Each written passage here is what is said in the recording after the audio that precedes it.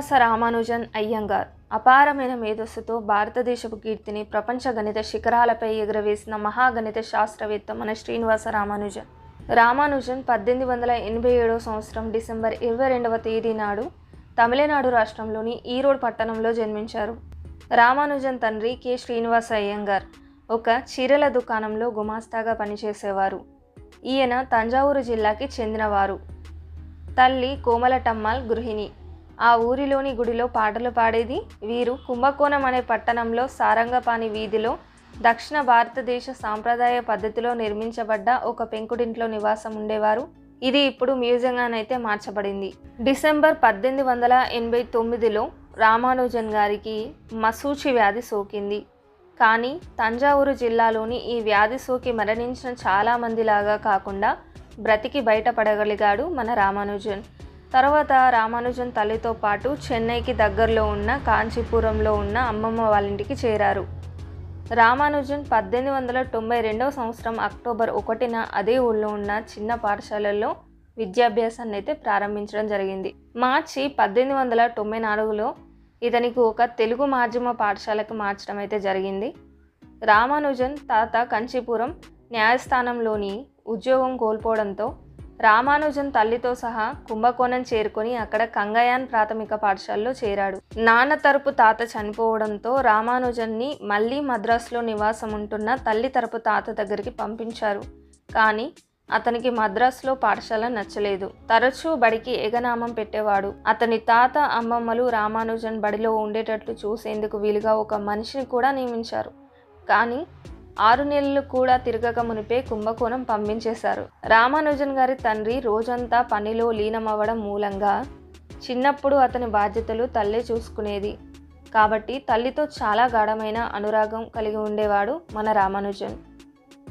ఆమె నుంచి రామానుజన్ సంప్రదాయాల గురించి, కుల వ్యవస్థ గురించి, పురాణాల గురించి అయితే తెలుసుకున్నారు. 1898 సంవత్సరంలో రామానుజన్ గారు హయ్యర్ సెకండరీ పాఠశాలలో చేరాడు. ఈ పాఠశాలలో మొట్టమొదటిసారిగా గణిత శాస్త్రంతోనైతే పరిచయం ఏర్పడింది.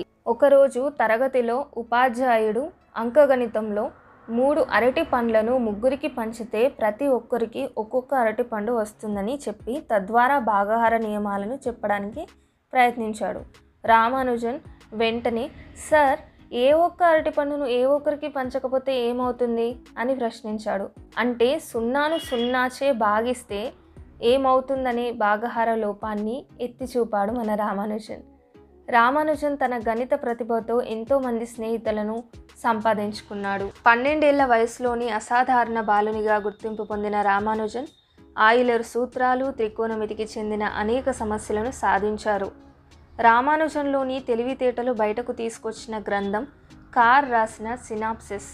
అందులో ఆల్జీబ్రా, అనలిటికల్ జామెట్రీ వంటి విషయాల మీద దాదాపు 6165 సిద్ధాంతాలైతే ఉన్నాయి. వీటి నిరూపణలు చాలా కష్టంగా ఉండేవి. పెద్ద పెద్ద ప్రొఫెసర్లు సైతం ఎన్నో పుస్తకాలు రిఫర్ చేసినా అర్థం చేసుకోలేకపోయిన సూత్రాలకు రామానుజన్ ఎటువంటి పుస్తకాలను తిరిగేయకుండా వాటి సాధనలను అలవోకగా కనుక్కునేవాడు. అప్పటికే అందులో చాలా సమస్యలు నిరూపించబడ్డాయన్న విషయం తెలియకపోవడంతో వాటిని తన పద్ధతిలో సాధించాడు. కుంభకోణం గవర్నమెంట్ కాలేజీలో చేరిన రామానుజన్ గారు FA పరీక్ష తప్పాడు. తద్వారా మద్రాసులోని వచ్చయ్యప్ప కాలేజీలో చదువుకు చేరాడు. అక్కడ గణితోపాధ్యాయునిగా ఉన్న ఎన్. రామానుజాచారి సమస్యలను కఠినంగా చెప్తుంటే రామానుజన్ వాటిని తనదైన రీతిలో తక్కువ సోపానాలలో సాధించేవారు.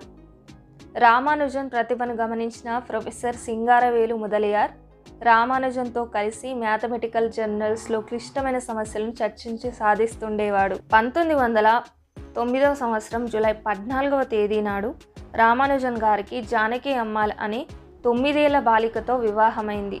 కుటుంబ భారం అంతా తన మీదే పడడంతో ఉద్యోగ ప్రయత్నాలైతే ప్రారంభించడం జరిగింది. గణిత శాస్త్రజ్ఞులచే గుర్తింపు. అప్పట్లో కొత్తగా ఒక గణిత శాస్త్ర సమాజాన్ని ఏర్పరిచిన డిప్యూటీ కలెక్టర్ రామస్వామిని రామానుజన్ కలుసుకున్నాడు. ఆయన పనిచేసే ఆఫీసులో ఒక చిన్న ఉద్యోగం కోరి ఆయనకు తాను గణితం మీద రాసుకున్న నోటు పుస్తకాల్ని చూపించాడు. వాటిని చూసి అయ్యర్ తన రచనల్లో ఇలా గుర్తు చేసుకున్నాడు. ఆ నోటు పుస్తకాలలోని అపారమైన గణిత విజ్ఞానాన్ని చూసి నేను ఆశ్చర్యపోయాను. అంతటి గొప్ప విజ్ఞానానికి ఈ చిన్న రెవెన్యూ విభాగంలో ఉద్యోగం ఇచ్చి అవమానపరచలేను. తరువాత రామస్వామి రామానుజన్కి కొన్ని పరిచయ లేఖలు ఇచ్చి మద్రాసులో తనకు తెలిసిన గణిత శాస్త్రవేత్తల దగ్గరికైతే పంపించడం జరిగింది. అతని పుస్తకాలను చూసిన కొద్దిమంది అప్పట్లో నెల్లూరు జిల్లా కలెక్టర్గా పనిచేస్తున్న రామచంద్రరావు దగ్గరికైతే పంపించారు. ఈయన భారతీయ గణిత శాస్త్ర సమాజానికి కార్యదర్శి కూడా. రామచంద్రరావు కూడా రామానుజన్ పనితనం చూసి అబ్బురపడ్డాడు.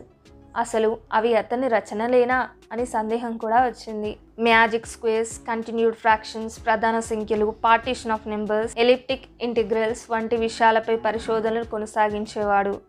1913 సంవత్సరంలో మద్రాస్ పోర్టు ట్రస్ట్కి వచ్చిన ప్రసిద్ధ గణిత శాస్త్రవేత్త డాక్టర్ వాకర్ రామానుజన్ పరిశోధనలు చూసి ఆశ్చర్యపోయి రామానుజన్ కనుగొన్న 120 పరిశోధనా సిద్ధాంతాలను ఆ కాలంలో ప్రసిద్ధుడైన కేంబ్రిడ్జ్ ప్రొఫెసర్ జిహెచ్ హార్డీ గారికి పంపడం జరిగింది.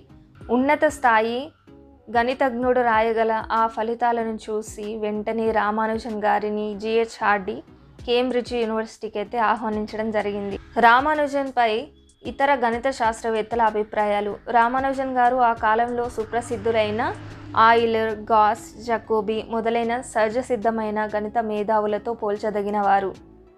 రామానుజన్లోని ప్రతిభను గుర్తించి ప్రోత్సహించిన హార్డీ అసలు తన గణిత శాస్త్రానికి చేసిన అత్యుత్తమ సేవ రామానుజన్ని కనుక్కోవడమే అని వ్యాఖ్యానించడం విశేషం. ఇంగ్లాండ్ జీవనం.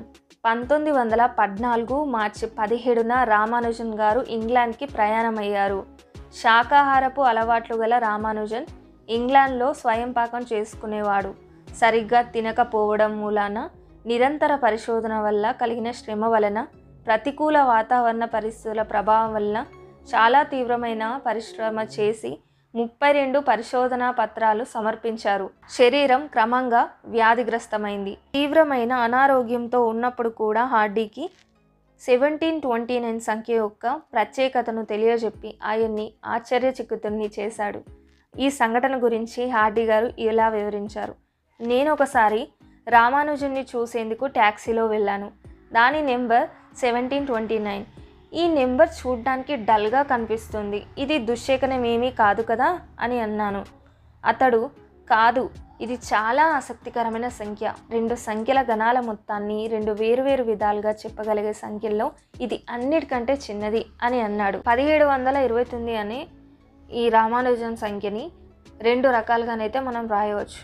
ఏ విధంగా అంటే 9³ + 10³ మరియు 12³ + 1³ ఇలా 2 రకాలుగానైతే రాయవచ్చు. వీటిని టాక్సీ క్యాబ్ సంఖ్యలు అని కూడా అంటారు. గణితంపై ఆయనకున్న అవ్యాజమైన అనురాగానికి, అంకిత భావానికి ఇది నిదర్శనం.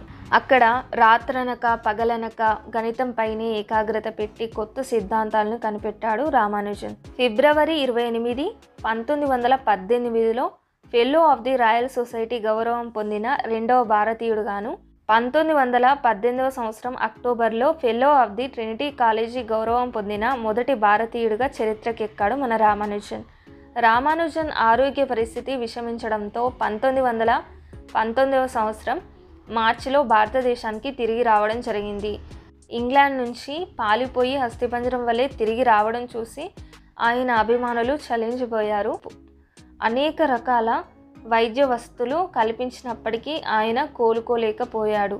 మన దేశ ఔన్నత్యాన్ని జగతికి చాటిన రామానుజన్ అనారోగ్య కారణంగా చివరకు ఏప్రిల్ 26, 1920న అస్తమించడం జరిగింది. అప్పటికి ఆయన వయస్సు 33 సంవత్సరాలే. చివరి దశలో మ్యాజిక్ స్క్వేర్స్, ప్యూర్ మ్యాథ్స్కి చెందిన number theory, mock theta functions చాలా ప్రసిద్ధి పొందాయి. వీటి ఆధారంగా ఆధునికంగా కనుగొన్న స్ప్రింగ్ థియరీ, క్యాన్సర్ పరిశోధనలు ఇప్పటికీ కొనసాగుతున్నాయని 1986-87 రామానుజన్ శత జయంతి ఉత్సవాల్లో గణిత శాస్త్రవేత్తలు ప్రకటించడం జరిగింది.